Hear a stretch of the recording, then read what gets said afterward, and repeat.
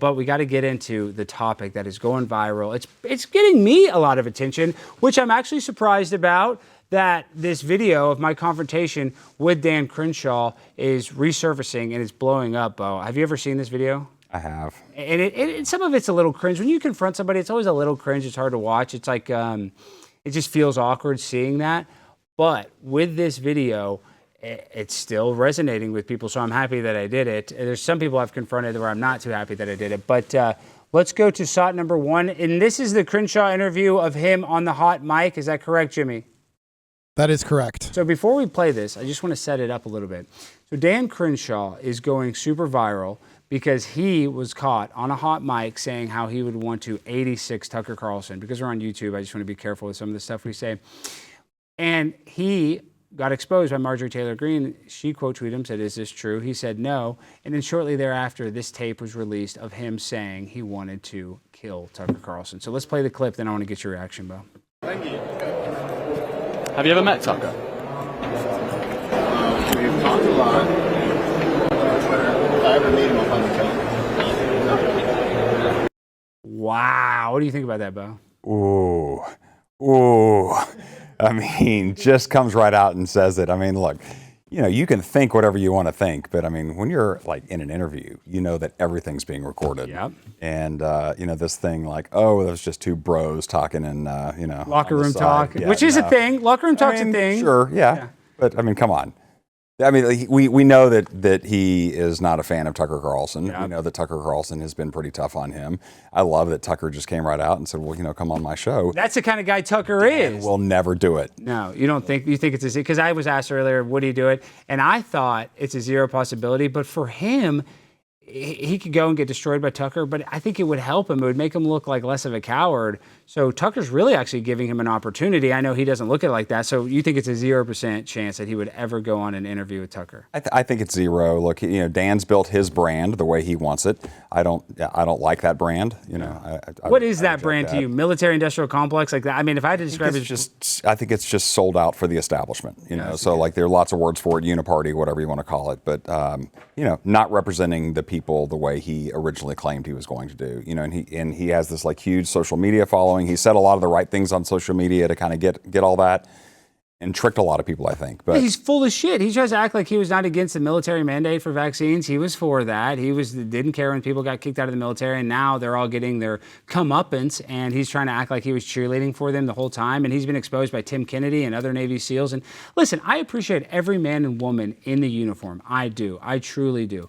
But it's a guy like Dan Crenshaw who knew that he went and lost his eye for weapons of mass destruction that did not exist. And instead of him using his power and clout to kind of expose this and maybe try to create some sort of anti-war, individual liberty, a less government kind of movement, he's done the opposite. He is an establishment shill that wants to send your son or daughter to go fight and potentially die in a war that is meaningless. I mean, we look at the millions of people that have died in the Ukraine conflict, all for what? They're going to end up coming up with a solution where the Donbass region gets to go back to Russia, or, people can claim whatever country they want, and then they don't join NATO. And this is what Russia wanted from the beginning, and now 2 million people are nearly dead because of it. So Dan Crenshaw is the type of guy that watches people die and has no sympathy. So when he says that statement, Bo, I think he was not joking at all. I think he was being dead serious. What do you think?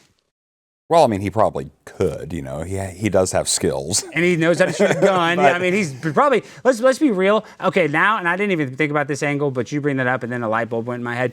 Maybe, and now this is going to make me empathetic to Dan Crenshaw. Dan Crenshaw went and lost his eye to the war on terror. But Dan Crenshaw probably did stuff that he does not feel proud about. And I'm just speculating this. And what Dan Crenshaw is doing, it's kind of like, it sounds terrible to describe it to this industry, but it's like, and there's other industries like it, but I can't think of it. It's like the pornography industry, like you just want somebody to kind of do it once. And that's like how he treats the military-industrial complex. He knows he lost his eye. Like he knows it's a bad industry to work in, but he's like, come work, come in, he's like basically supporting degeneracy. And when it comes to war, who really wins with war? When's the last war we won? World War II, Bo? Did we win? Yeah. Yeah, I think even though Operation Paperclip, we brought a lot of the Nazis. I was thinking we've been in some other battles and wars since then, but yeah, do they really count as wins? Does Vietnam count as a win? The Gulf of Tonkin, we started that war on a lie right there. Here's my thing about Dan Crenshaw is I'm old enough to remember. I mean, he is the modern day John McCain. Yes, I mean, Patch he's McCain. so much like McCain. It's silly. And, there was no one who tried to thwart the, conservative America First kind of agenda than John McCain in his day. He did everything he could to undermine what Republicans were doing, always teaming up with the Democrats, running to the cameras. He was the media's best friend. Dan Crenshaw's kind of the same. Yeah, well, you knew McCain was a pussy, excuse my French, when that person called Barack Obama a Muslim during their campaign, and he's like, no, Barack Obama's a good guy. Not that it's bad to be Muslim, but you know the clip I'm talking about where he just gassed at Barack Obama, who he's competing with. And listen, I think there's a lot to be said with having sportsmanship, especially in a campaign. But the way that he said it, it was like a guy that had already given up. You know what I mean? That he just wanted to save face, that he already lost the race when he said that statement to that woman. I mean, that whole election cycle was terrible. Do you remember who came in second in the nomination process?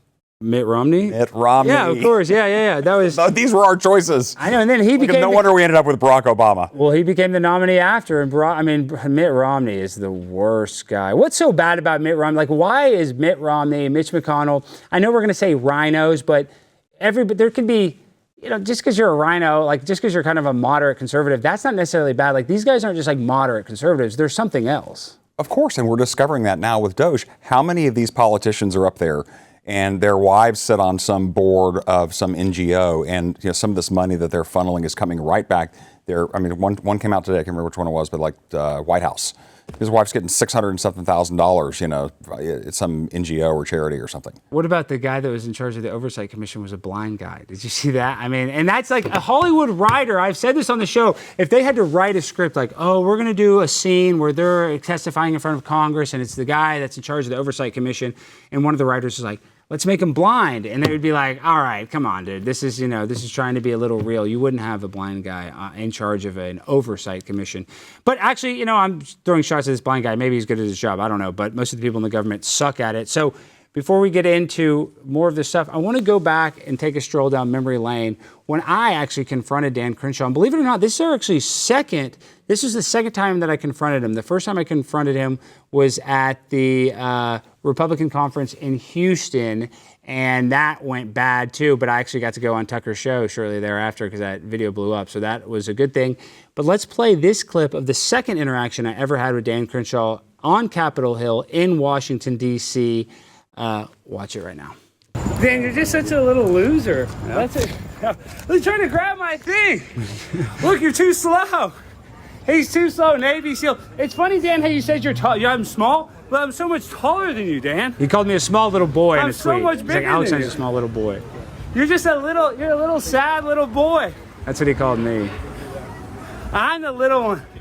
Imagine me calling you out because you're a globalist. I was about to say nihilist. Oh, I got a job. I work for the Blaze. I make a lot of money. Yeah, I do. Not really. Yeah, I do, Dan. Yeah, I make a lot of money. Yeah, I'm a loser. This is the guy who tells veterans that they're. Look at this. This is Dan quote. He cut this and clipped this. I'm anti-war. I love this. Look what they're gonna say. Yeah, I'm anti-war because I don't believe. Did you guys find any weapons of mass destruction? As a matter of fact, we did. Look at that! Pause it right there. Can you pause it? That's the kind of shit I'm talking about. No, that's what pisses me off. Is if you ask Dan that same question, and then did you find any weapons of mass destruction? They're going to say yes. Okay, what were the weapons of mass destruction? Well, we didn't technically find any nuclear weapons or anything, but we found some chemical gas and It's all a lie. These guys, I get it. I really appreciate your service, but let's not lie. Let's not have a Middle Eastern war revisionist cycle where now we just said that we went over there and we found all of these weapons that were a threat to our sanctity and our safety here in the United States. That's just not true. So guys like this, when you call them out, they'll sit there and they'll double down and lie. So let's keep watching the rest of this clip. This route, Alex. Yeah, because we don't have any weapons of mass destruction. You're looking like a fool right now. You're telling veterans, you're the one that's giving more money to Ukraine. We have a homelessness. We have so many issues here in America. He cares more about Ukraine. Which he does. Disgusting. You guys' service was wasted. You're disgusting. For globalists and bankers. You are the modern day version. I'm the modern day version. You worry more about Ukraine than our border. You are the modern day version. He cares more about Ukraine than he does about America. So you're a globalist. Why don't you take care of America? You don't care. That's your problem, Dan. You don't care about America. You don't care about Texas. Look at our. Do you think there's an invasion? You used to be a comedian. Is there an invasion on our border right now? You used to be a comedian. Is there an invasion on our border right now? Maybe you should go back. I still am a comedian. Is there an invasion not on our very good border? at comedy, Will you man. admit that there's an invasion on our border? There's an invasion on our border. Yeah, but you won't do anything about you it. think But the why number do you one give guy 80 deals with billion that? to Ukraine? Why do you give 80 billion to Ukraine? I think you're getting the numbers wrong there, buddy. Oh, what are we at, 100 billion now? No, it's not even close. What are we up to now, Dan? And they even say none of those weapons even go to the front lines. So why don't you start caring about America? CBS report about You don't that care at the about time. America at all, But this Dan. is a long time ago. You're This a is over globalist, 2 you're a years traitor, ago you're now. a This dwarf. is Where's Dan crazy. Crenshaw? Come on. Come on, dude. Modern day version of the people. Oh, I'm the piece of shit. You're the one that's a globalist. You're killing young children for no reason, sending them to war for nothing. Look, this is where it got a little feisty. Capitol Police kind of tried to jam me up. Well, luckily, I am a graduate of the Dallas Citizens Police Academy, so I am a police liaison in Dallas, so I know how to handle the police very well. What did you think about that, Bo? Look, I mean, I know a lot of people who, were Navy SEALs and Green Berets and went over and served, and obviously they signed up with, good intentions, thinking they were serving their country. But yeah, there's clear evidence that we didn't accomplish what we wanted to accomplish, what we were told we were going to accomplish in Iraq, right? And I think a lot of people know that. But I mean, he's just trying to justify, other people's bad decisions. He could easily just own that they didn't find it, and he did what he was told to do and served honorably and whatever. And most people would take that at face value. Everybody would take that Right. at face value. But now he's like not reading the room, not seeing what's happening here in the United States, not looking at our border, not looking at the illegal alien invasion, sending billions over there.